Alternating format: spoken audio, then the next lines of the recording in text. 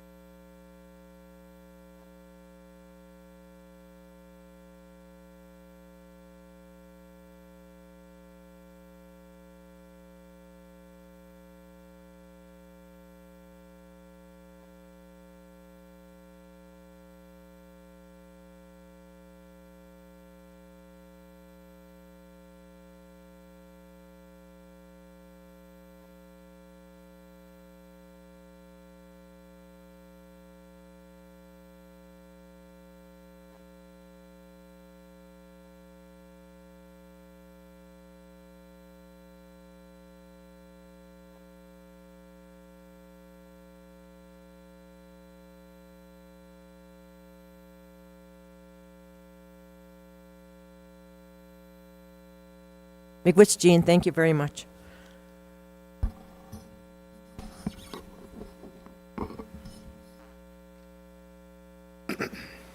We have 2 additions.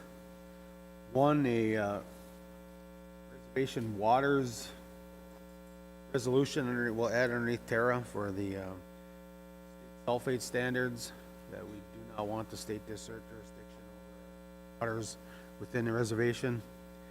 And 2, just add another quote for the leadership team building, Health and Human Services.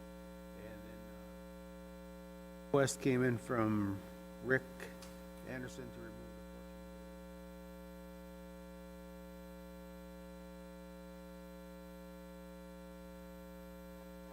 remove the 2 additions and 1 removal.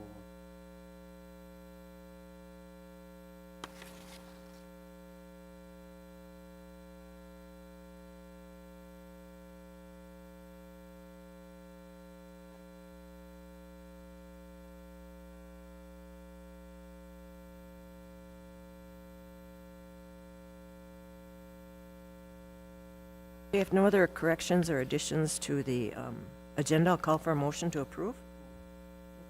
Made by Ray. Is there a second? Second by Dave. All in favor signify by saying aye. Aye. Opposed? Silent? Motion carried. Minutes of the December 6, 2017 meeting at Lake Vermilion.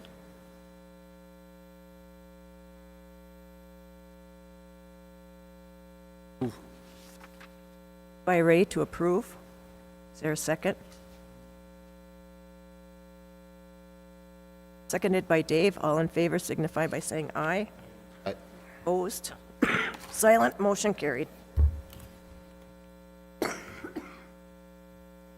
I don't believe we have any new staff, so we can move on to the consent agenda. Okay. Do we? Oh, sure. Oh. Okay.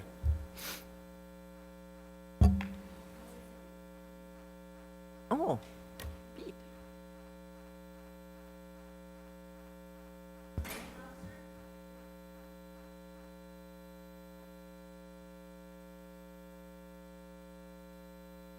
Welcome back, Pete. Welcome back, Pete.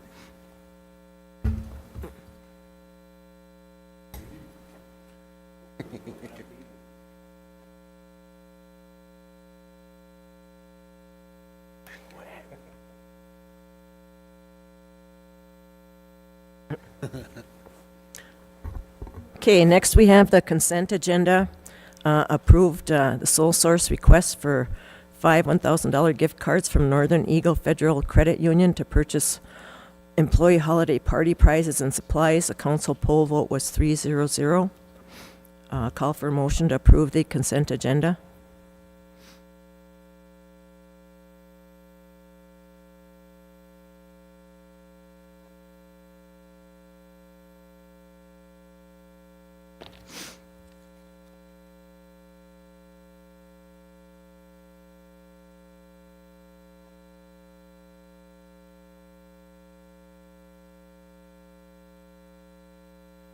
Move.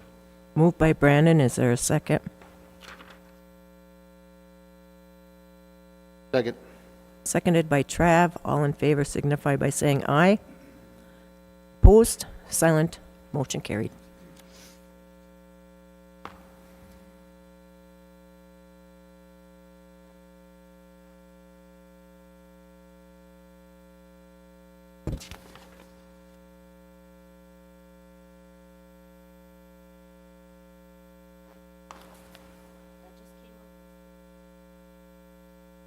Good morning, Tara. Morning. Okay, the Clad edge blades.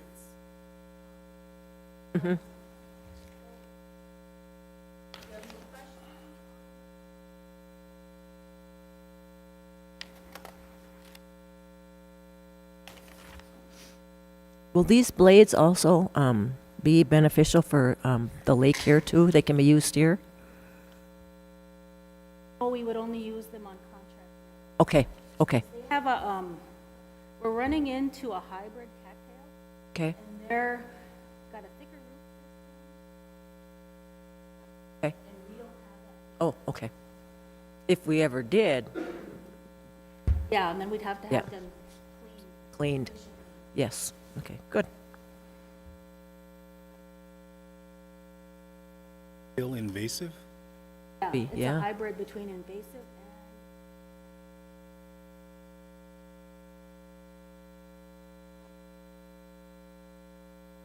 Move to approve the sole source request for Clad Edge blades from Aquarius Systems, made by Ray. Is there a second? Seconded by Dave. All in favor signify by saying aye. Opposed, silent, motion carried. next is the resolution we have. Mark put this together. This is basically saying, well, I'll start with, MPCA wants to include all waters in Minnesota. Our lake, Nett Yes. Lake.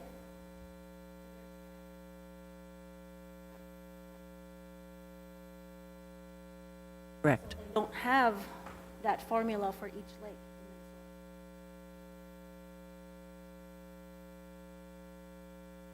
That's what we're doing here, is setting Nett Lake aside from their pool of wild rice waters. Bring our wild rice waters.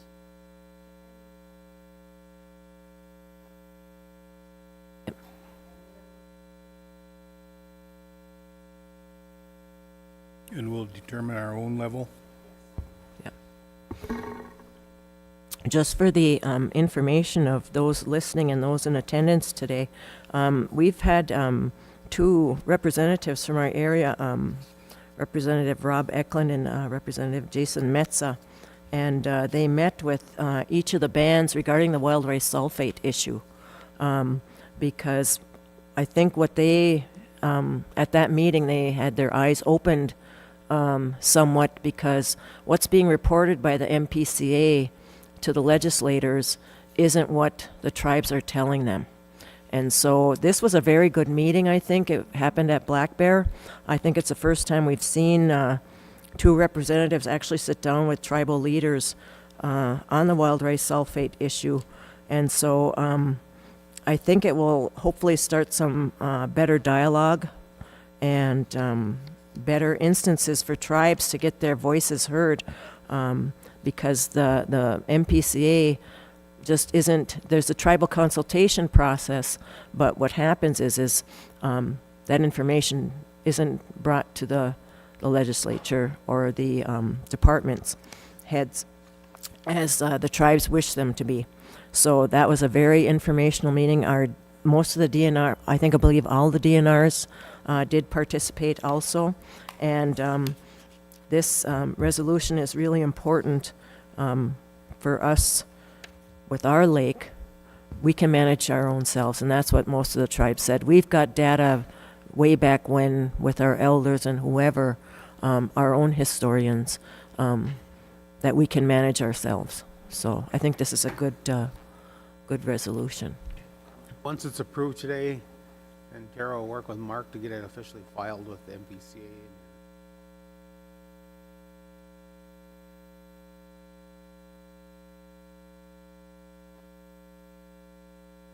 Comment period. Yep.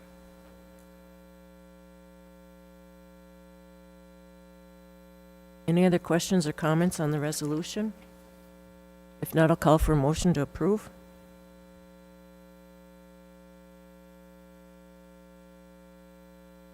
Moved by Dave. Is there a second? Second. Oops, second by Ray. Sorry, Trav. All in favor signify by saying aye. Opposed, silent, motion carried. Good job, Tara. Thanks. Thank you very much. Thank you. Okay, next we have Donna with Sole Source for Lock and Keys.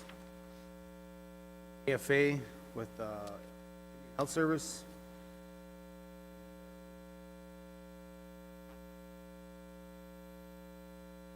Good morning, Donna. Morning. I want Kim up here with the AFA.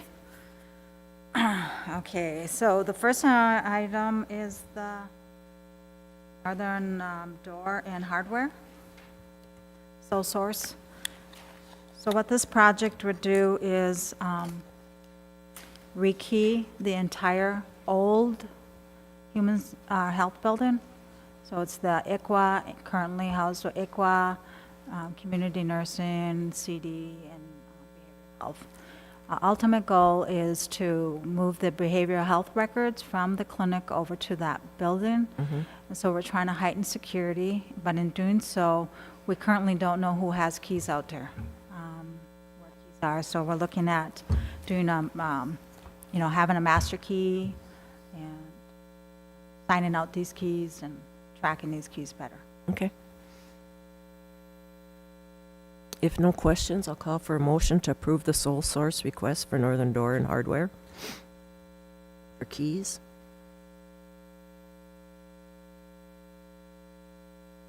Moved by Brandon. Is there a second? Second.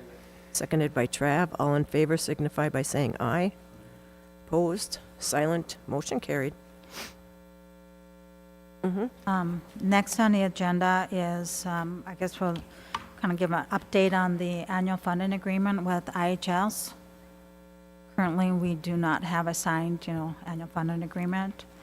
And one of the issues that we're looking at, we're proposing to do is to open up, the pharmacy to non-natives, to our current employees, I guess, of the enterprise and other.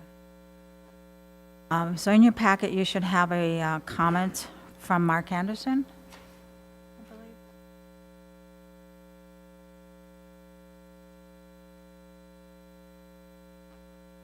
Got it.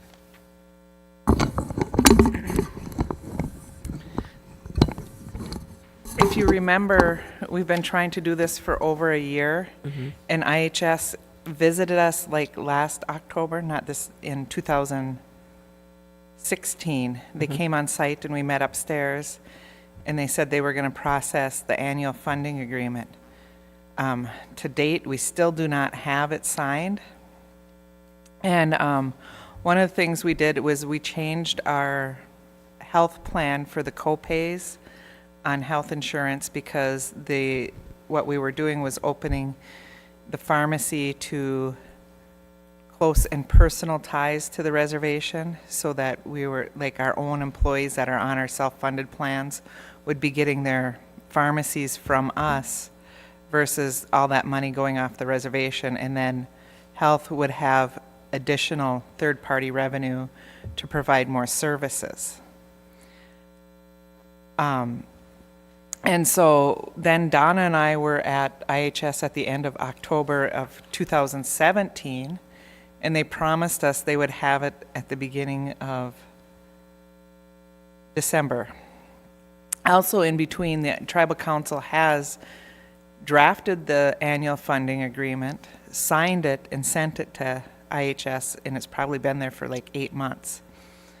So, and they promised us that this would be done about the beginning of December. Well, that didn't happen. So then we met and discussed what our options were.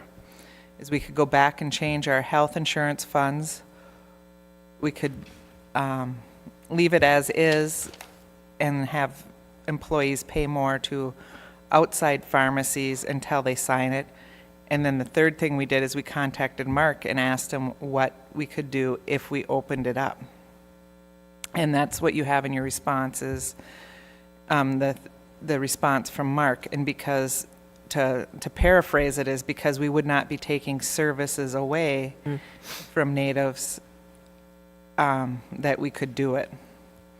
And so we thought that we should have the full council be aware of it and understand what's going on before we do the final opening up. And I know that a lot of tribes do utilize their services for their employees. And the key term is as long as there's no denial or diminishing of services to tribal people. And I don't think that would happen in this instance. We've opened up the new pharmacy in Vermilion, and we were anticipating having a Fortune Bay staff along with tribal government staff be able to access services as a benefit for them. It's closer. They don't have to take as much time off from work. And we want to improve the health care of our employees.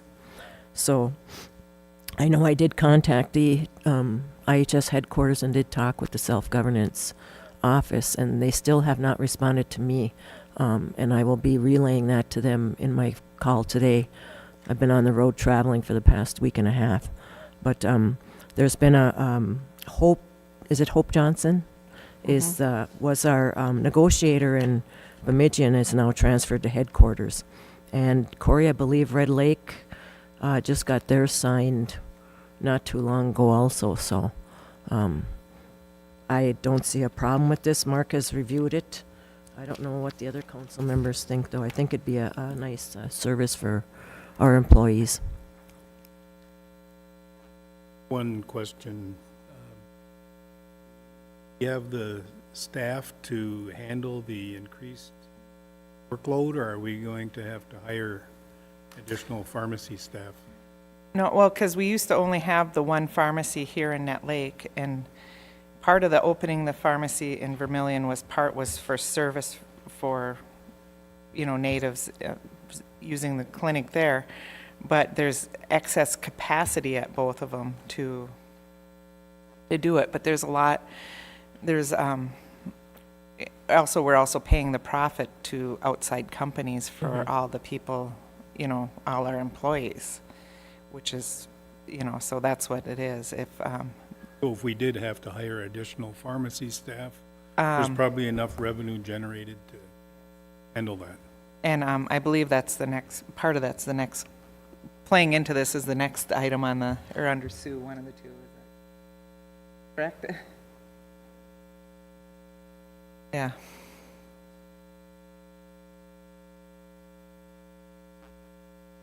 I'm all for implementing on 1/1/2018. I'm not sure what the other council members think. Cold is interfering. Sorry. Excuse my cold.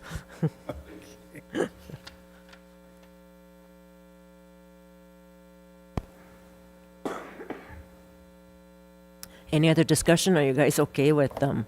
Thank you. Opening the pharmacy on 1/1 employees.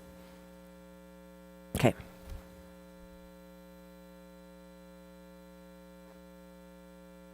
On that, to open the pharmacy, yep.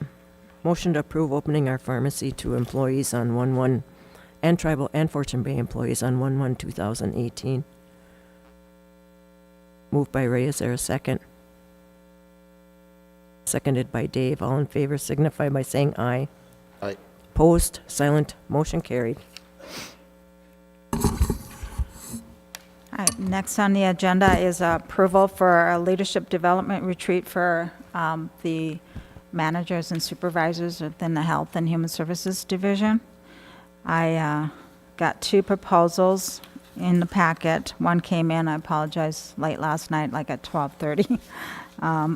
So in your proposal, there's one is a Three Things group, and then the other one is Forbes.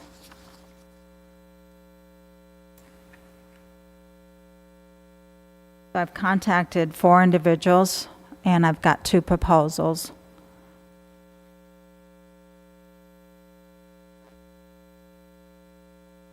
Based on the proposals, the first one, the 3 things, is you'll read the recommendations, and there's just kind of a one-day workshop,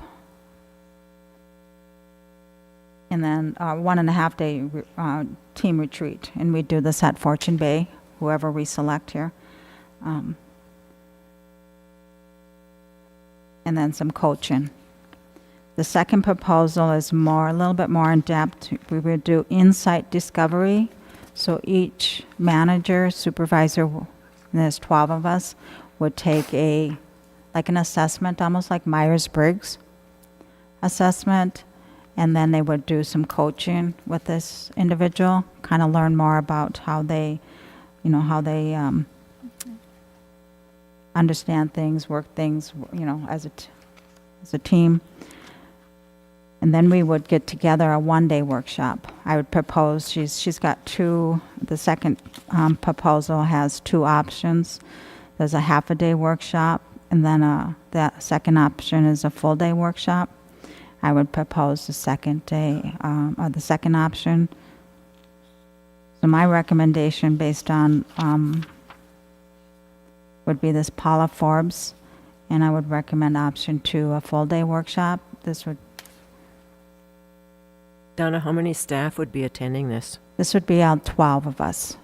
And then, of course, if Corey or, anybody else wanted to join us, just let us know. That was my question is, I think, I like the leadership and team building concept.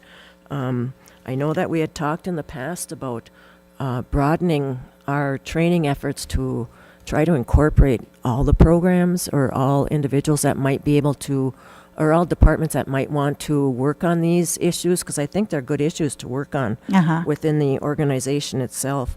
And also we were talking with Fortune Bay about utilizing both sides to get a better cost. Is that an option here, possibly, or to open it up to everybody and maybe getting a better rate and more people? You know what I mean? Yeah, sure. I can follow up and see what that would do, and maybe work with Corey on the numbers.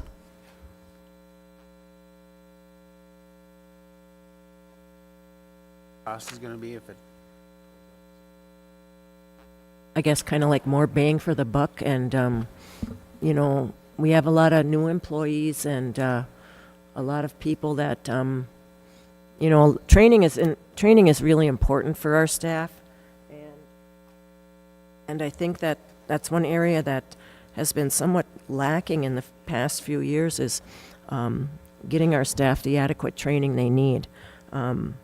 We're always looking for leadership development, and team building affects the unit, each department, or each, even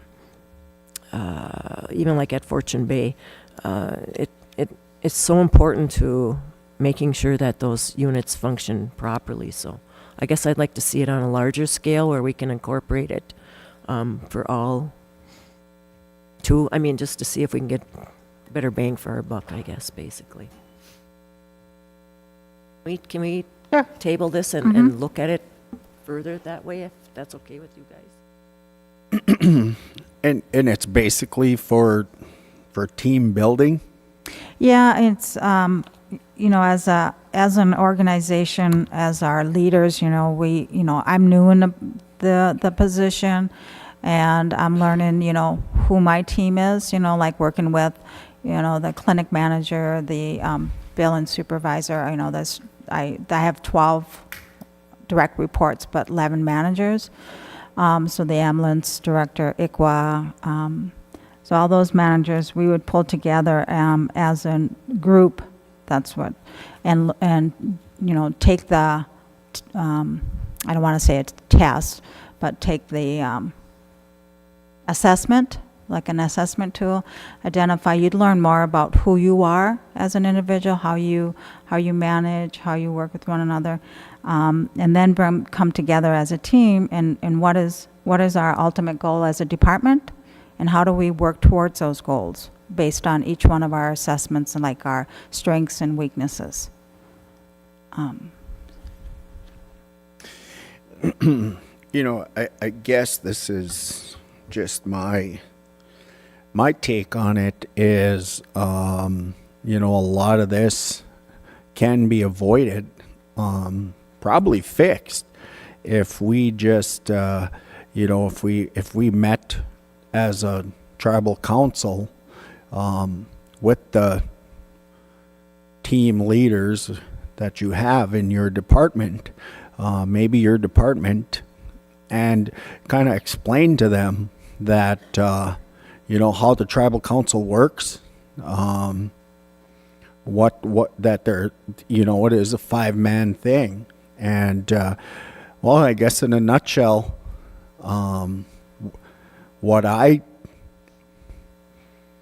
to me, it seems simple. Follow the chain of command and follow policy. We don't need to spend money to teach people how to do that. That's my take on it. That's that simplifies a lot of things when it comes to team building, and basically everybody just do your job, what you're paid to do. So that's my take on it. And I know we had a department a few years back that, I don't know if Dave remembers this, but I don't know how much team building stuff was put into that.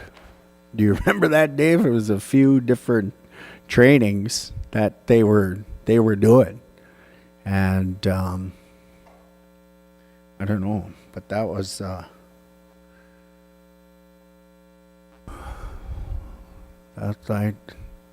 I diagnosed that as having a few porcupines and a sack of balloons. What's going to happen? But you know, so to me, I would start there because I'm hearing bits and pieces of it, and to me it's simple.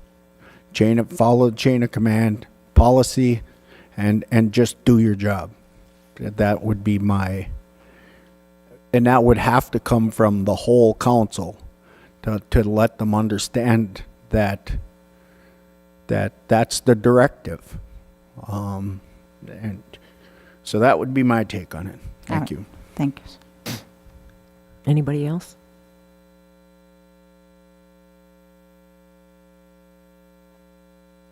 I would still like to see myself if there's other departments that might be interested in doing that. Okay. If you want to Sure. maybe bring it back. Yep. And what Brandon is saying, and I guess we had done that, I believe, with one unit. Oh, excuse me, Miranda? Got.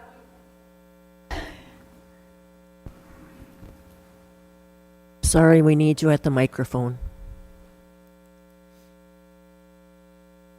Just wanted to point out to the council that we did have a leadership training that was canceled last year.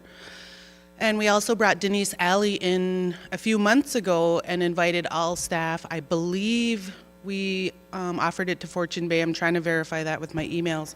Okay. But it wasn't very well attended, so, you know, I understand wanting to try to get more bang for the buck, but I think this department needs this training fairly quickly, and I would hate to see it put off for some time because we had training just not too long ago, and we opened it to at least the entire tribal government, and it was not well attended.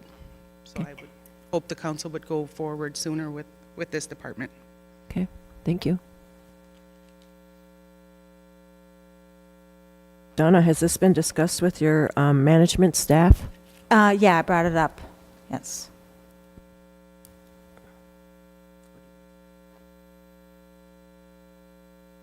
Well, I guess, you know, I just hear what's happening, and I know there are some issues in the department, and but I think it'd be a good thing. Involved in this training right away.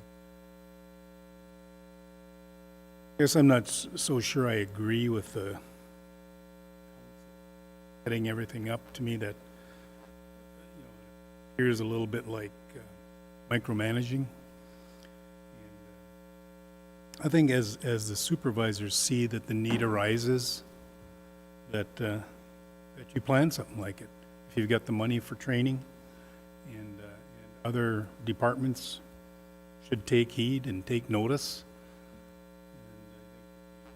Complete this training and come up with some positive results, publicize it, or publicize with the rest of the staff how it went, and encourage other people to do it, because I think it could be used government-wide, but I think it's better to do it department by department. They're the ones that are working closely together, and you have to have good human relations Right. in order for any group of people to work efficiently together. Mm-hmm.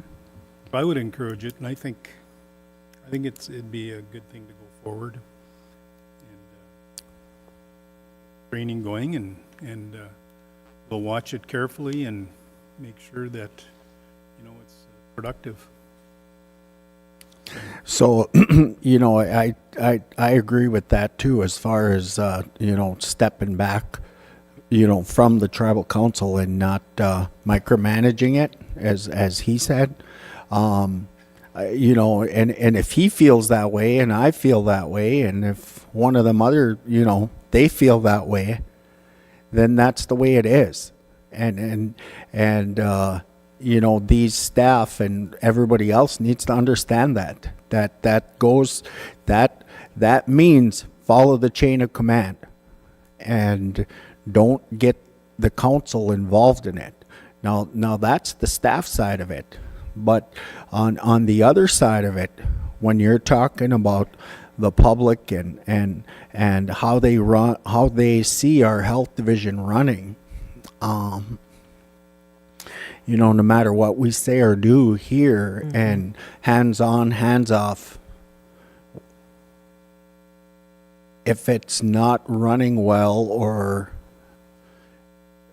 more often than not, if it's not running well, we are the ones that get the blame for it. So it's kind of a slippery slope as far as I understand what he's saying, but I also believe that I agree with that, the micromanaging part and us staying away from it, and just let your supervisors and you and the department heads and Corey and you guys just do your job. Follow the chain of command. And if I can allude back to what Brandon was saying about the council meeting with departments, he had actually brought that up before, after we met with the department. I believe it was the mental health department at the time. Just a one-on-one with the departments to understand what they're doing, what their services are. And I think that was a good idea, because there's times when we don't maybe hear the positive and good things that these departments are working on. And we had an opportunity to go to Red Lake on Monday and meet with them. And they had everybody, it was basically on the opioid drug issue. And because we have the same jurisdictional issues as Red Lake, they had everyone from their departments there meeting with us and offering us information and help with regards to how we can combat that. And so it was really good to see that, and I think that we can make good decisions based on those, whether it be a monthly meeting or weekly meeting with the departments, to understand some of the things that our departments do, not to micromanage, but to understand the services that are available and the things that are being done out there, because we don't know what those are. Sometimes a lot of us don't know. If you guys want to okay this leadership development for the health services, and Donna, you're recommending Paula Forbes. Are you guys okay with doing that? I would move to do it. Okay. Be worthwhile. It would be like a pilot program. Yep, And so we'll be watching. We'd like to get some results from it. sure. Okay. I'd move. Moved by Ray to approve the leadership development and team building. Do we need to specify option 2 Yeah, Yeah, with the approval? yep, 2 options. Yep. I was I'll add, including option 2. with the Paula Forbes. Okay, with option 2, Paula Forbes, made by Ray. Is there a second? Yeah, and I'm, you know, I'm sorry if that sounded pretty curt or just straightforward. That probably just comes from 28 years of coaching, and you know, it's built many teams, strong teams every year, and it's pretty simple when you just do what we say when we say it and give your best, and you'll somehow become a good team. So it seems, so that's my perspective on it. So I'll second. Okay. Seconded by Brandon. All in favor signify by saying aye. Aye. Opposed, silent, motion carried. Thank you, Donna. thank you. Next, we have Sue. I did talk with Donna, though, yesterday about the three-team concept that Red Lake had in place over there, that they've had in place for the last. Gave her a copy of the paperwork that was given to us from staff at Red Lake. So I know that we talked about some of the pros. Following up with how they had that set up, but also it did take. It actually started from their community. Yes. And community members are the ones that stood up and said they had enough of the drugs, and they kind of spearheaded that, is what I gather from.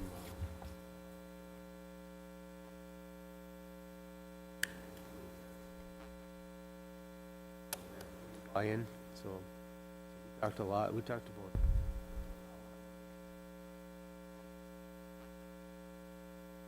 And that just doesn't include Health and Human Services. It included community, courts, police, anybody that was interested in doing it from a grassroots level. And it didn't incorporate any directors or supervisory positions. It was all basically people that wanted to see change and do something. So it's a good concept. It's called the three-team style or whatever that they've developed in Red Lake. So we hope to get that implemented here. Okay. Miigwech. Thank you.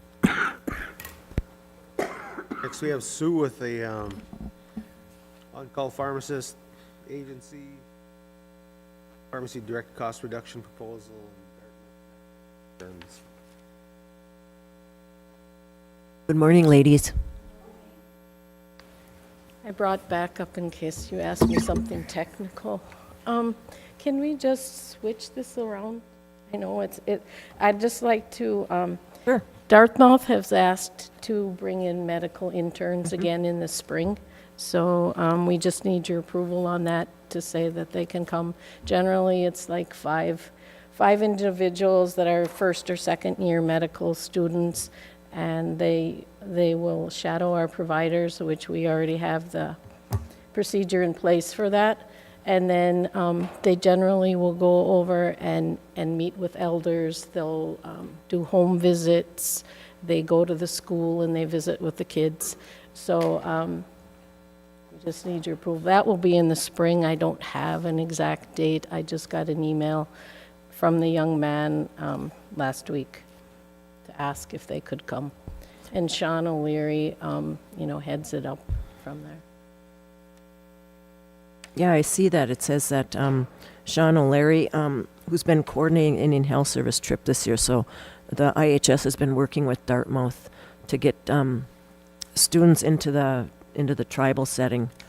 And I believe the intention is in hopes of getting maybe one or two students interested in working in tribal health facilities. So I Yeah. think that's a good idea. Yeah, we have found that we're hearing, a lot of organizations are approaching 1 and 2 year students already and giving them an offer. Because it's a very tight market to try and find a physician these days. So. It's very hard for us, and that's what I mentioned Yeah. when we were at Red Lake. It's hard for us to recruit professionals in Well, any we- field. We participated in this program Yep. for many years. Yep. I know for the last 2 years that I've been here, we have had them here. And I think it's a good gone program. Been across around very longer. well. Okay, can I call for any other discussion? If not, I'll call for a motion to approve the Dartmouth medical interns. Moved by Ray. Second. Seconded by Trav. All in favor signify by saying aye. Opposed, silent. Motion carried. The second thing on the agenda that we have is we would like to use a locum service for our pharmacists. Currently, as you know, we have 2 pharmacies. We only have 2 pharmacists. In the past, telemedicine or telepharmacy is only good for like 1 day, but it has not been approved by the state yet, so we can't use it at this point. We had 2 pharmacists on call. Will Marvel, he does not want to fill in anymore. He wants to be retired. And John Martinetto has expressed that he wants to work very minimal. So currently, we don't have anything in place. If our pharmacists call in sick or need a vacation, we would actually probably, currently, we would have to close the pharmacy, which would not go over very well.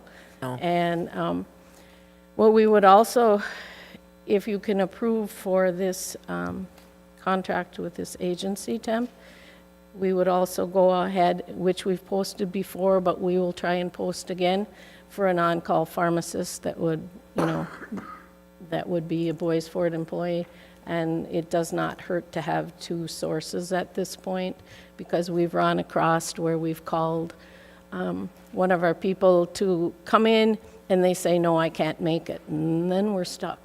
So we need more than one alternative to fill this position. And Sue, you've contacted this agency already? Yes, and Mark Anderson, we sent the contract to Mark Anderson to approve, and he said it was fine. It was a general standard contract. I did put in a little analysis here that, we actually went to four different temp agencies to see what the cost was. And so the one that we did go with mainly deals with tribal. And I know Julie had checked, White Earth has used them. Okay. And so they had nothing but good things to say good. about them. So I can mention, they're currently working on another IHS facility in Minnesota that they will be having a contract with. So, and I did talk to IHS. You get the references of all the people. You can contact them prior to the person coming. You're given a few different options.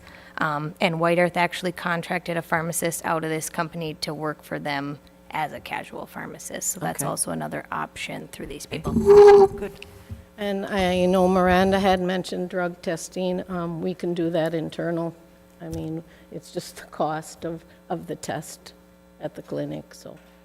And any background checks, we can request them. They obviously have to be done before they can hire a pharmacist that's certified and licensed. So I guess our proposal is we would like this contract approved, and then we will also post again to see if we can get somebody on call. Okay. Going to use all of these vendors? No, just the one. Just the one? one in the yellow. What I did was, I just Yellow? wanted to show you that we contacted 4 of them. And the one actually that was the best one is all-inclusive. Their rate is all-inclusive. And the other ones charge mileage, they charge lodging, they charge meals. Right. And so this is the one that works with IHS facilities. Wondering why they all charge different mileage rates. Is that because they're coming Yeah. from different communities? So you're recommending the RPH temp service? Yes. Okay. I think it's a good idea. Yes. We can't afford to have the pharmacy closed. And especially if we're going to open it up. And if we did, if we got to a point where we had to close, not only would we have unhappy patients or unhealthy ones, sometimes we would probably have to send them to Frank's to pick up a thing, and then that comes out of the Bois Forte cost.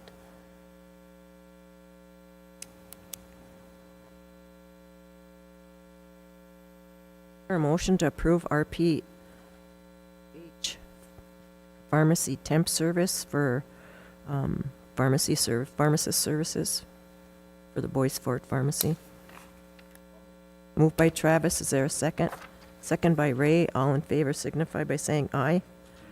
Opposed, silent, motion carried. Next thing that we have on the agenda is more or less a discussion. We kind of want to know where the tribal council feels that we should go on this. We pulled last year's fiscal year calendar, the direct cost that the pharmacy that was paid out of Bois Forte, and it was almost $416,000, and that is just direct cost. And when I say direct cost, that is either they have no insurance, they come from other tribes, or they have not signed up for PRC. So we went out and we looked at that a little bit, and our recommendation, I guess, at this point, but, you know, this is why I wanted to bring this up, is that if we could have some type of control that people from non-Bois Forte would have to have insurance in order to pick up their medicine, and we would give them a 30-day notice. What we're running across is we had someone call last week and said, I have a job, I make too much for MA, I can't apply for MNsure. My company that I work for offers insurance, but I don't want to pay for it. Can I come and get my meds for free? Oh, and by the way, can I bring my son? So these are things that we're running against, and that's out of Bois Forte's pocket, direct cost. I went and talked to Fond du Lac on what they do for non-tribal, and what they do is, Fond du Lac, you have to live on the reservation in order to get your meds if you're non-tribal, or not non-tribal, but don't belong to Fond du Lac. I contacted Mille Lacs. Mille Lacs said that you have to live in the Chasda area, but you have to use their providers. You know, some of the people that come and get their meds, they don't use our providers. $416,000 is a lot of money. And I know that their medications are expensive. There are other opportunities, I believe. I think with the patient benefits people, there are other programs out there where some individuals may be able to get the drugs directly from the drug company where it wouldn't cost us if they would take the time to do the paperwork. Just as an example, I know that in years past, we require our band members to apply for insurance, PRC, whatever. And there's always been an issue with, we don't require that of our direct care patients, which is people from other tribes utilizing our services. So why are we forcing our people to apply for insurances and not forcing other people that aren't even from here to apply for insurance? And it does take a big bite out of the IHS budget, or the health services budget, to do that. I had an instance where a gentleman that was a descendant from, I think it was Lakota Ray, lived in the Hibbing area and was coming to utilize services at Bois Forte, and filled out the paperwork to do insurance coverage, and just flat out said that he wasn't going to complete it because he doesn't have to. And so he would have been eligible for a program that would have paid for his services, but he said, why should I? A lot of people are like that. And so that's really unfair to our band members when we basically are telling them, you have to do it or you won't get PRC coverage or insurance coverage or whatever. I would like to see something implemented similar to what possibly Fond du Lac does. We do have patient benefits people that will help get people coverage. I just feel that that's the way we would need to go. That's just my feelings, so. It was kind of interesting when I went through and kind of dug through this 416,000, over 4,000 lines. I had to look everybody up manually, but other tribes, it's 181,000. Bois Forte members was 158,000, which says they do not have insurance and they have not applied for PRC. So we dug a little deeper on that, and I took the current PRC list. So currently, out of that 158,000, we've already signed up 34%, Okay. So what we've implemented in the pharmacy is currently when they come and get their meds, we attach a PRC application, and we attach the case manager's card, and then we let the case manager know who we gave the PRC application to, so that they can contact that Bois Forte member. And we've had pretty good response. We've even had some CHRs that have actually taken them to the home, waited for them to fill them out, and then they can call back. So internally, that's something, that we need to work. But I also feel whatever is decided for other tribals should maybe be decided for descendants also, because we have some that kind of apply to the same rule, that they don't feel they need to get insurance. Yet our job is to get Bois Forte members to get insurance. So. Yeah, I've got several questions. First of all, is PRC, is that preferred care? Purchase referred care. Purchase preferred care. You only, Same as Yeah, contract health. same as contract health, okay. Yes. And for band members, we can't refuse them service if they don't No. want to fill out the paperwork. For non-band members, we can refuse. Okay, so I guess that's where I'm going. Why do we accept them now? Just simply, why do we accept them? we have no rule in place. Okay, so we can make the rule that authorizes you to deny providing prescriptions to non-band members. Yeah, I so, mean, they meet the criteria in every other way, but they're not band members.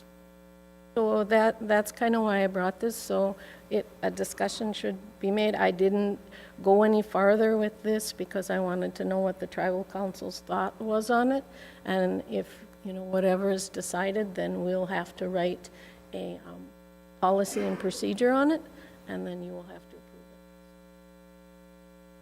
it. Just wanted to bring this so you know. If we make that ruling, we'll save ourselves about $257,000, because the band members, we can't do anything about that.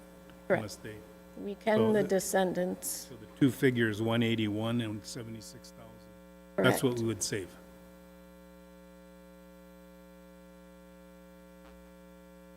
And that's why we can say we can refuse them, or we can say we can give them an option to get insurance There's first. options for them, but since we're just providing it to them, they're saying, well, like Kathy said, why should I?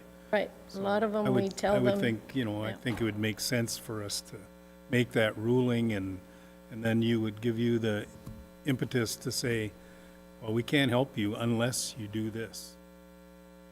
Not denying them, giving them a chance to get it an alternative way. that was kind of our train of thought, if we say that, and so when they pick up their med, we have something on there that says, you have 30 days to, so we're not refusing them their medicine. So you have 30 days to try and get some type of insurance. After that, we can't. And we would also, with tribal council, we'll do a mass mailing to those patients. So they would both have it on their med when they pick it up and in the mail.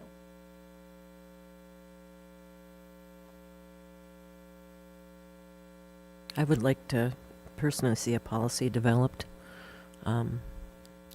giving them the option to get insurance. And like the other two reservations, one, Fond du Lac, is just limiting it to the on-reservation. Mille Lacs is their Chesda, which Bois Forte's Chesda is St. Louis, Couchiching, and Itasca counties. But they also made Mille Lacs did to use the providers at the clinic, so there's some options there, I think, that, between you guys, you can figure out which one might work best. That's what I would like to see.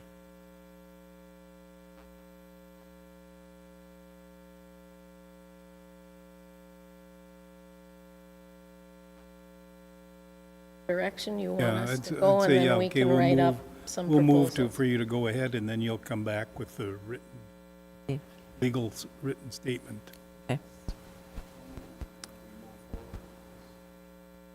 Okay, motion made by Ray for the Health and Human Services, medical, dental, and pharmacy services, along with other programs that are billable, to come up with a policy regarding the direct care patients and descendants with options for insurance. Basically, how are we going to say that, limiting based on insurance, whatever. Made by Ray. Is there a second? Second by Dave. All in favor signify by saying aye. Aye. Opposed? Silent. Motion carried. Great. Thank you. Thank you. I'd just like to make one comment. We're at a medical appointment on Friday in Duluth at Essential Health Clinics down there, and it was pretty awesome to see the doctors down there to pull up medical records and see the records from our own clinic, and that they could look at those notes and stuff, and then look at the what was done, what meds they're on, and then now when they come back to do some of the follow-ups here, they can see what those specialists down there have done, their notes and so forth. So I think that with that Epic conversion, moving to Epic December 1, that's just only going to be, and then also now the patients have their My Health accounts they can look at on their phone or whatever to see their own records. So I think that's been a big positive in process for treating our patients, I think, and this is going to be nothing but good things. I know there's still things that we're working out, but I think right now, I know there's been 5 or 6 people that have mentioned that's pretty cool to see, because in the past we've had a hard time getting our medical records from Bois Forte to other clinics.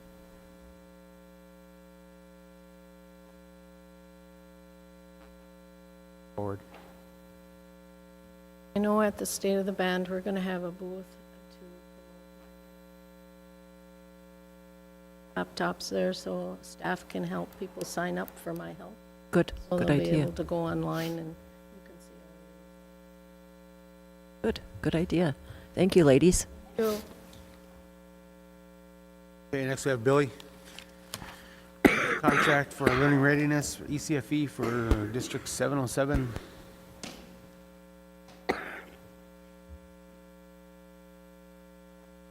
Good morning. This is a contract for ECFE and learning readiness programs between the Nett Lake School and the Head Start. Nett Lake School will be providing the funding for it, and Bois Forte Head Start is going to provide the teacher. We have Angie Rendelich. She teaches the 4-year-olds. MD, he has approved her as the community expert, so she'll be doing learning readiness 1 day a week for the 4-year-olds, beginning in January. And she'll also be doing family fun nights, where she'll be doing ECFE activities once a month. This does not come at a cost to Head Start. Like I said, it is a contract with the school. They have a grant or funding to pay Angie for the ECFE nights and supplies, materials, things that she may need. So we did not have these services last year, but that was the first year we haven't. But they're very beneficial services for our children. Good morning, Billy. Huh? Good morning. I was coughing. This is really good to see a collaboration between the school and the Head Start. I'm really love the early childhood family education program. Kids are like a sponge, and they just absorb that, plus the opportunity to have the family fun night to get families involved. It's a good thing. I'd like to thank the school board and The ISD school, 707 for that. yeah, they've already, we already have signatures from the school board, so they've already approved it. Okay. No other questions or comments? I'll call for a motion to approve the contract for ISD You have 707. One question. Oh, go ahead. talks about the hourly rate in here. But then it says the school will not be responsible for any benefit costs. This is contracted hourly rate with Angie, I believe. Pardon me? Is it just a contracted hourly rate for Angie? I don't believe would be on their payroll. Is that, do I understand it right? No, she would. No fringe benefit No. costs? Then that's clear. Then it's not any additional cost to us. No. I'll move. Move to approve, made by Ray. Is there a second? Second. Seconded by Trav. All in favor signify by saying aye. Opposed? I'm Silent? I'm gonna go silent on Okay. this just because of my other position on the school board. I think it's a great thing and it's gonna help us with more funding down the road and things like that. It's a good thing. I've got that other side of it. Okay. Okay. One silent. Motion carried. Thank you. Thank you, Billy. I do have the original I need your signature on, so Okay. I'll stop when we're done. Yep. Okay. Okay, next we have Gordy with the housing's annual report. Good morning, Gordy. Good morning, Council. Gordy? I have before you is, I need approval for the submission for the 2017 annual performance report for the 2017 Indian Housing Plan. And prior to my submission for the council approval, I did have the APR reviewed by Chicago HUD offices Okay. to ensure that it was done correctly and that to make sure that all the goals and objectives and directives were met in the 2017 Indian Housing Plan, which they were. No comments were received from Chicago. It said that it looked good and ready for submission. So all I need right now is your approval and a signature from the chairwoman. And I don't know if WICA, were they given the electronic copy of the IHP for 2017 or, oh, okay, all right, it's in your packets there Yes. then, so. Just one small correction on page 2, under line 27 and line 28. There's just a couple of typo there. Okay, yeah, those have since been corrected. That on page 2. Oh, yeah. Couple typos. Katie Cheevers. Hire woman. Misspelling.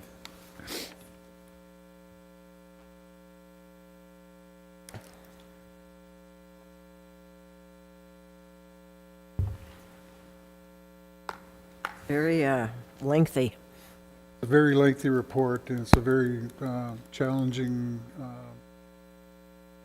housing plan, and especially getting into it. And it was a very hard learning curve, but I got through it, and it'll be a lot easier for me next year. Okay. Once we get into it, and already starting to forecast into the next year's next year objectives plan. and goals that what we're going to be doing. And there's going to be a lot of changes, and there has been a lot of changes to the housing division already, which we are implementing. Next month, we will be bringing forth our admissions and occupancy policies, which I don't know when they've been last reviewed or upgraded or updated, but they're going to include a point system that I want you to be aware of, where elders will be awarded so many points, veterans, households with small children, and things like that. That should be a priority rather than sticking every application at the bottom of the list and working their way up. And to me, that's only fair because, if you're an elder and you're a veteran, you have small children or whatever the case may be, that just kicks you up higher into the waiting list, which I think is only fair, and other reservations are implementing that sort of policy also as well. So we'll be bringing that forward to use probably in mid-January sometime for final review. So that's just one. There's also a whole bunch of others too as well, so that we are doing a complete overlook and overhaul of some of those policies that have been outdated and probably, to my knowledge, have not been upgraded or updated to today's today's world, and it's a real world. It's a changing world out there in housing, and we need to get up to date and caught up. Good job, Jones. If no other questions, I'll call for approval of the FY17 Housing Annual Performance Report. Moved by Ray, is there a second? Second by Dave, all in favor signify by saying aye. Aye. Opposed, silent, motion carried. Do you Good want to job, sign this now, Jones. or do you want to sign this later? Okay, next we have, after that, we have Barb with a couple That's not of, a resolution for residential lease and lease modification.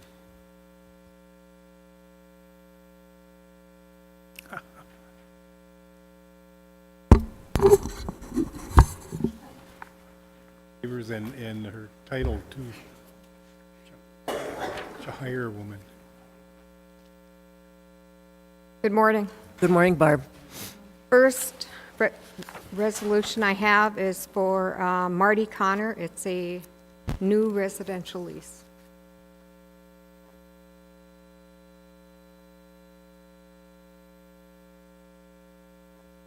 Even though his, the home there has been there for a long time, he's never had a lease for that lot. Call for a motion to approve the residential lease for Marty Connor.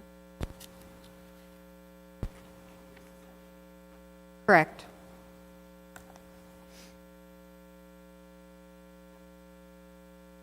Actually, this lot had, this lot was a very big mess. It was listed as Esther Connor. I actually had to go to Bemidji and do research to figure out who the lot actually belonged to, because Did Les have it? yeah, there was Les, there was Esther, there was another individual that we don't even know who it was. So there was, it was quite confusing with our records, and so I actually went to Bemidji and we figured it out. So.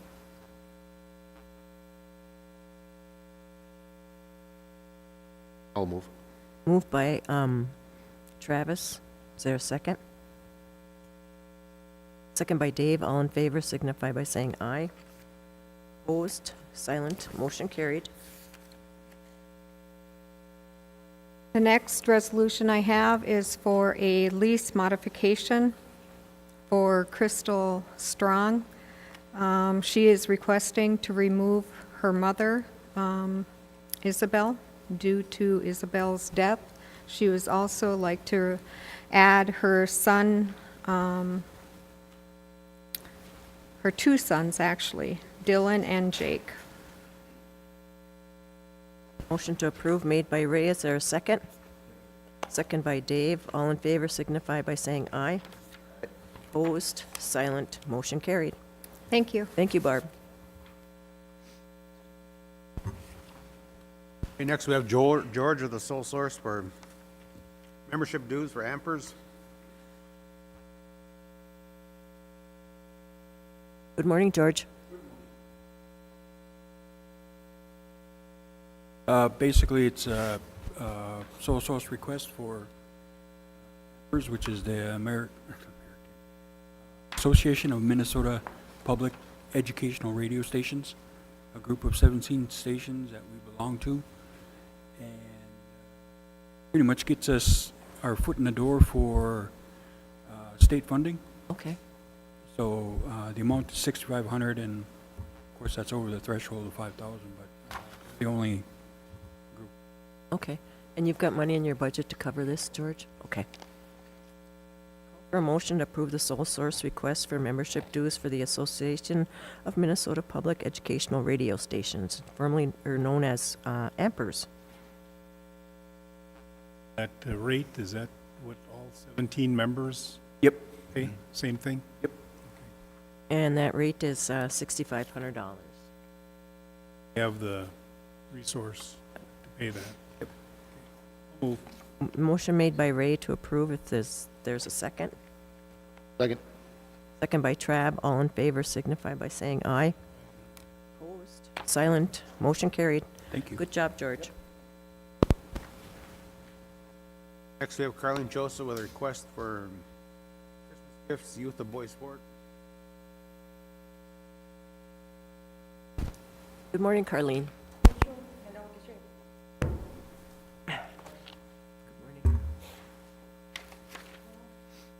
Just requesting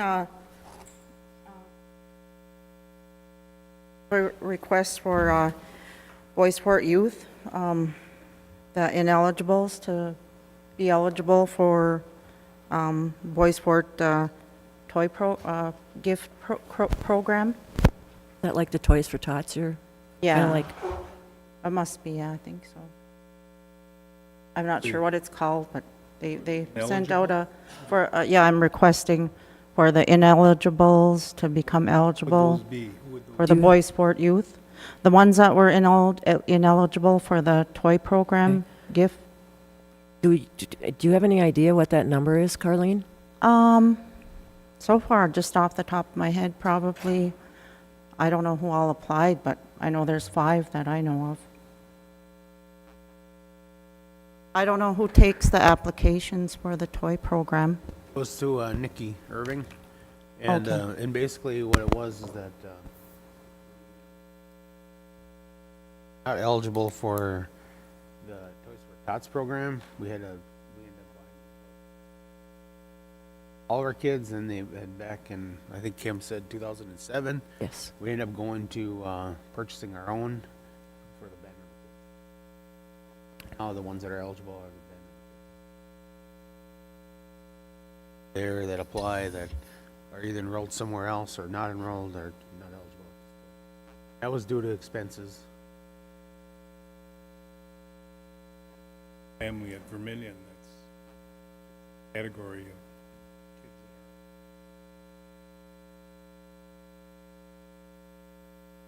Yeah, a Bois Forte, yeah. Child, Yeah, in Nett Lake and band Vermilion. member, not, Oh, other band yeah, Non-Indian? community members, yeah, community members, that's all.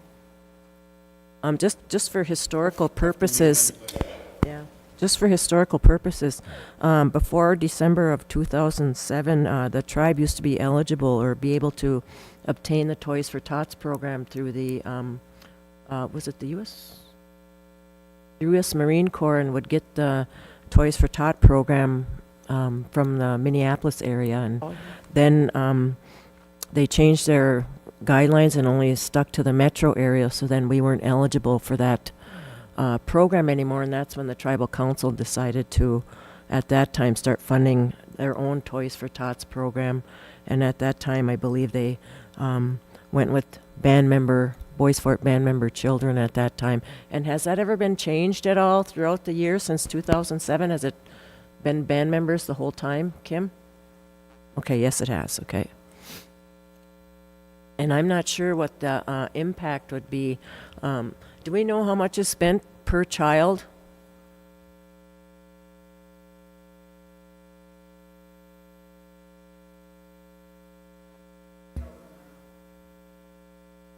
Okay, the comment Kim made, 'cause she's not at the microphone, is about $35 to $50 per child. I don't know how many ineligibles there are on the reservation, because I know that I've seen the applications come out, and I know a lot of people know that their kids aren't eligible, so they probably didn't put an application in. You're aware of 5, but what Carlene's requesting is not just cover Bois Forte band members, but cover other tribes, non-Indian descendants, anybody, Only any eligibility child. would be living within the Correct. Yeah. Living on the Reservation reservation, boundaries. yeah, on the boundaries, yeah.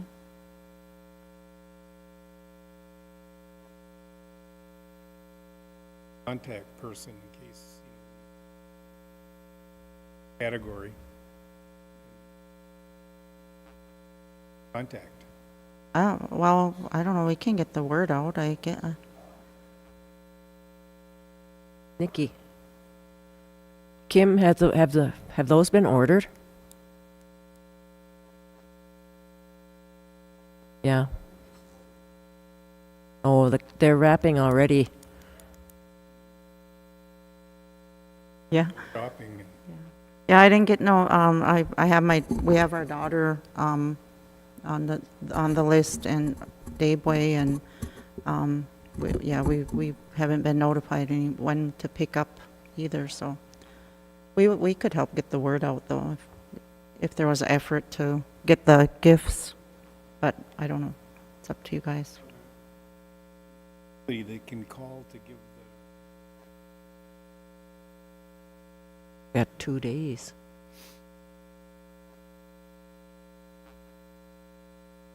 One thing right now, though, is our budget's already set, and we set this amount.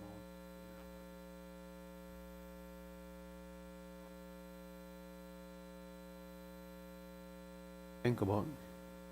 Don? Don? Can you go to the microphone, please? Hey.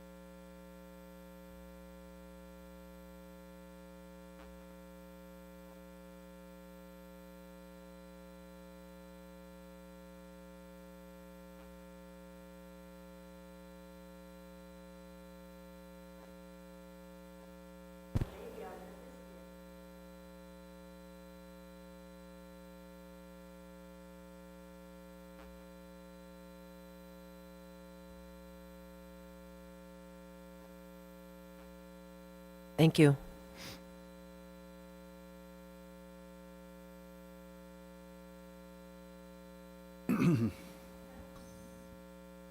Mary Bell, come on up.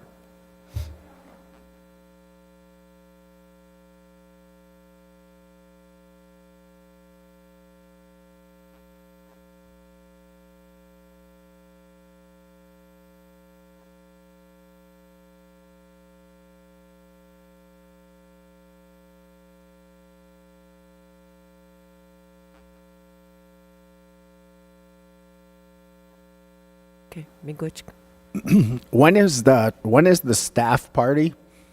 tomorrow. Tomorrow? You know, I guess that would be I would like to try that to see. I mean, I know I could get a gift or two. I like that idea. I remember when they did that, and yeah, it's number one, it's late, and number two, that doesn't mean we can't get it done. And I like that idea of having the staff, those that want to participate, bring in those gifts for them. That's a pretty good idea. And you know, and I hear what Corey's saying too. That's the ultimate thing. Is the budget, and once it's set, it's set. But I think we can still do something. So if we just figure it out fast. I like the idea. I think it's time to revisit the Toys for Tots program. As with any program, you know, you have your income guidelines, you have program guidelines. They change throughout the years. And so I think that it's time to revisit this program. We can ask even we shouldn't just limit it to staff, but any community members that might be interested in donating for the kids that aren't eligible or whoever.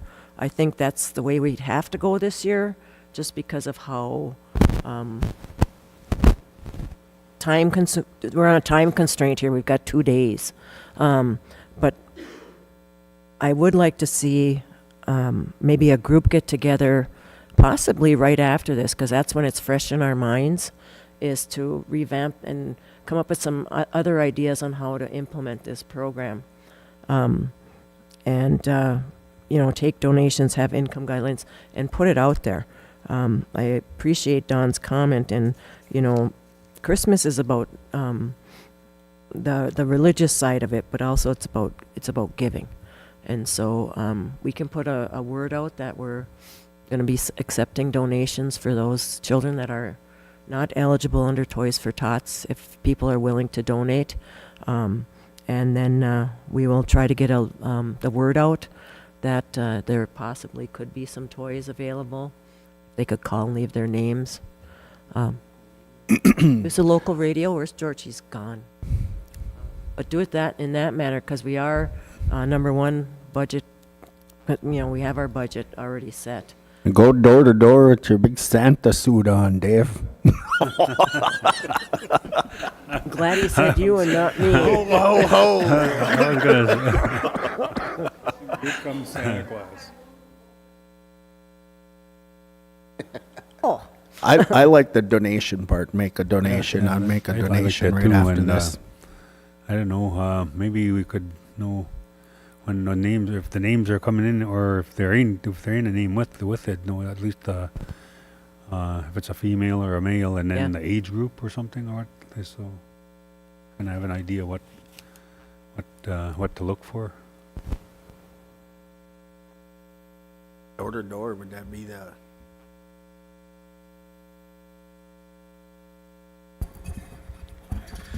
I got a couple of nephews and little cousins that fall under this. And actually, I was going to take some time off tomorrow. Take my mom down to buy them presents. If anyone wanted to send some money or something along, we could pick it up. Okay. Because I was out early on the staff party. Take my mom down, and we were going to buy my nephews some stuff. Well, miigwech, guys, I'll submit those 5 names that I know of. They're all girls. So. Yeah, if you could just put an age category, or Yeah. give us an age and how many, and then we'll get the word out through the radio, and also I'll turn them into Jane and Charlie at the on front my way desk. out. That would Okay. be the best. Okay, thank you. Miigwech. Miigwech. Miranda? Have Miranda leave share policy update.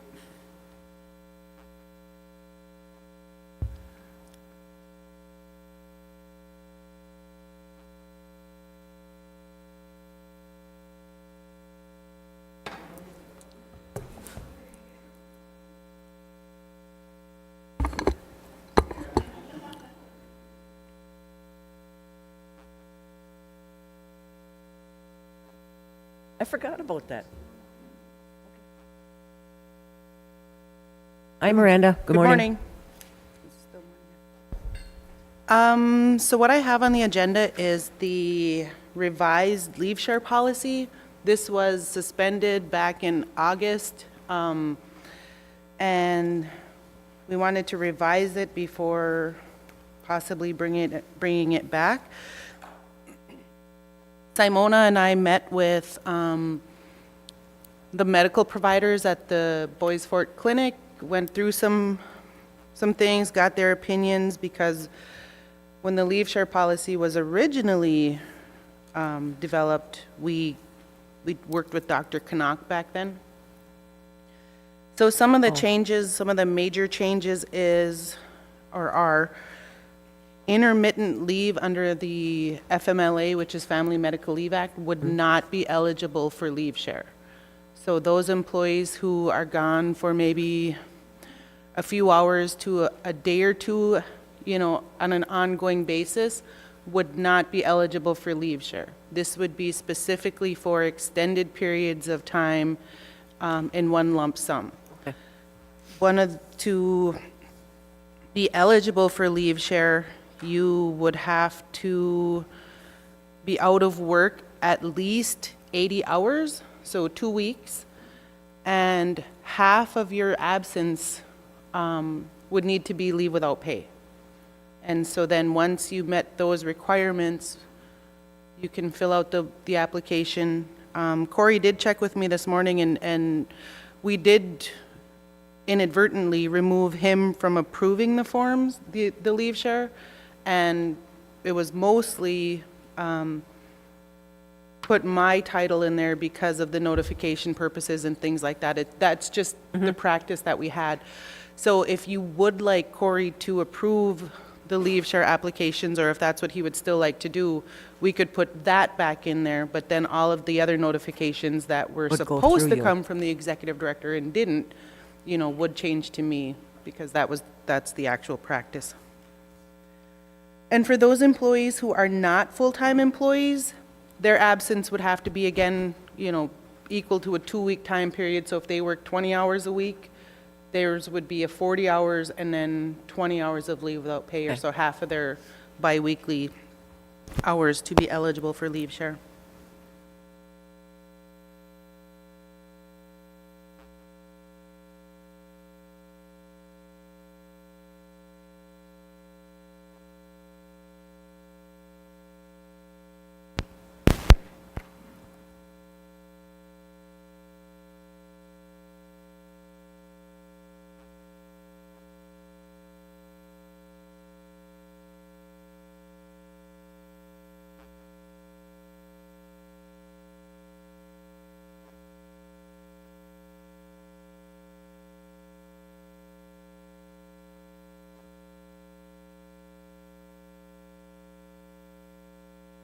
Affected by medical emergency.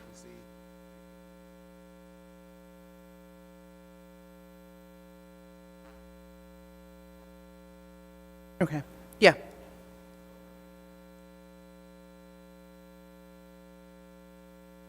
Yep. The initial application would go through the supervisory channels all the way to Corey. And then come to HR. That'll stay the same. Okay.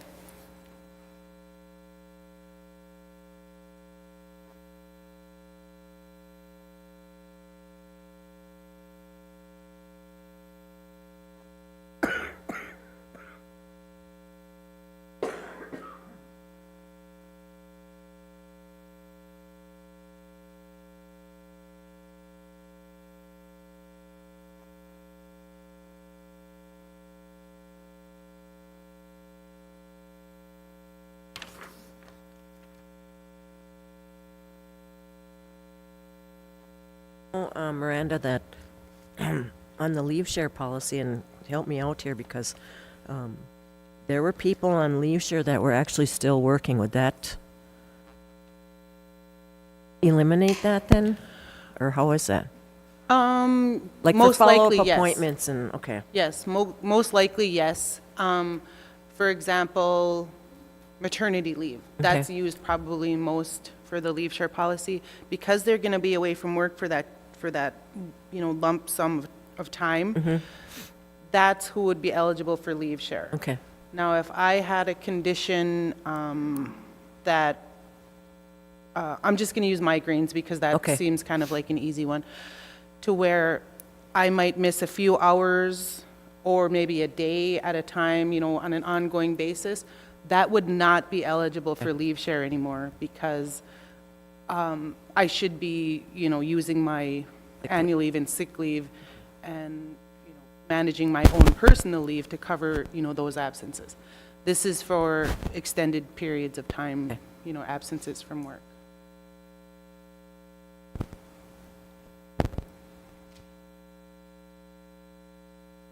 I don't see any problem with the amended. Or do you see a need for you to be? I'm just thinking, you need to know. He's notified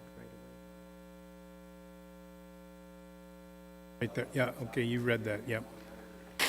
Okay. So you'll know. No, it doesn't have to come to the council.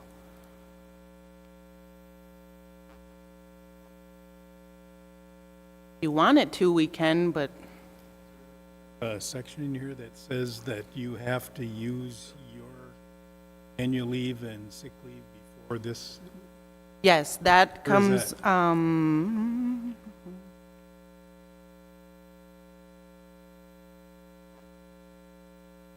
B3,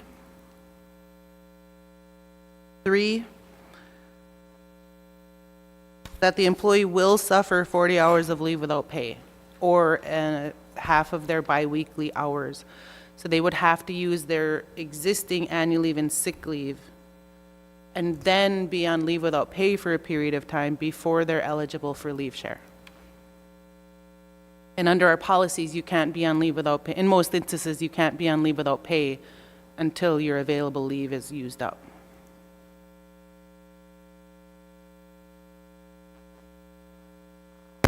Would this reimburse the time that you were off without pay? It would go retroactive. It would? If Okay. you had leave share donations, yes. We've always run it to where, so the employee may be in a financial hardship for a little bit of time, but for example, if they miss one payroll check and they had enough leave to cover them for that time, we would give them probably 2 payroll checks, you know, if they had enough leave donated at one time, so, you know, it wouldn't.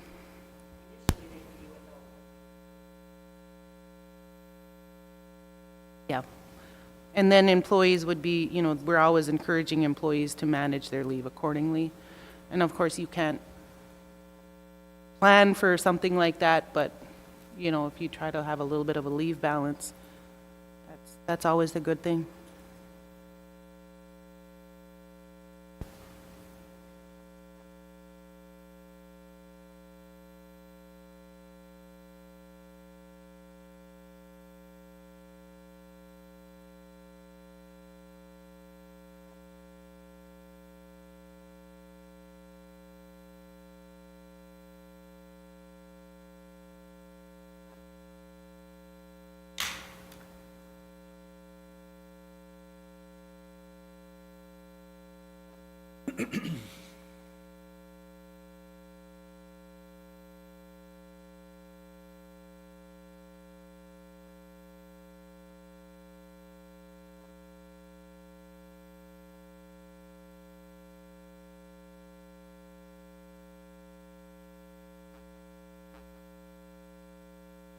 I'll move.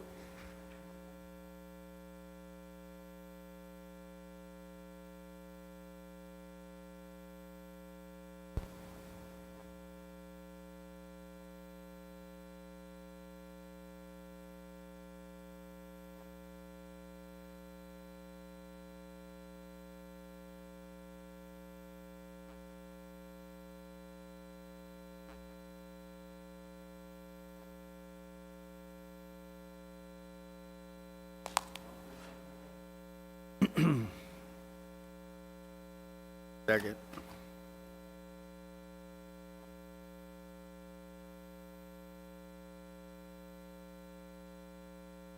Thank you. Okay, next we have Kim Greiner. Child support policy, court order policy, priority, funding level for 2018.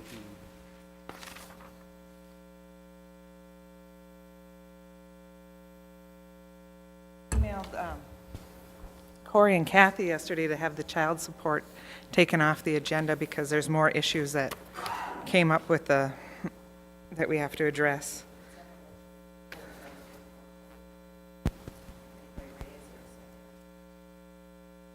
Second.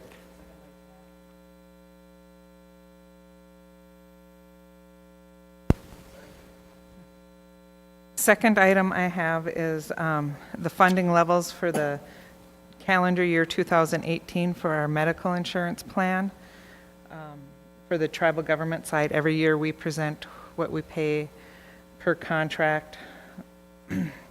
And it's an increase of 5%, so the funding would be $1,118.49, and this has already been budgeted for.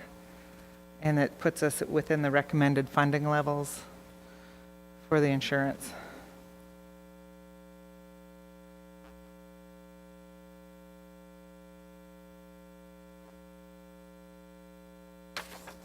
Already budgeted. Gotta have it. So move.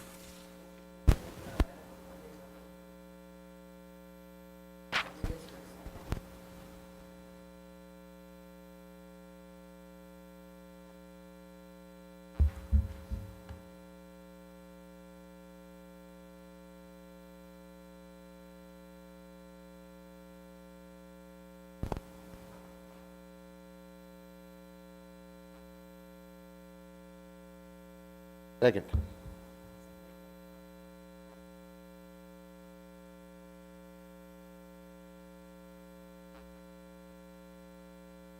Thanks. Else on the agenda? Move.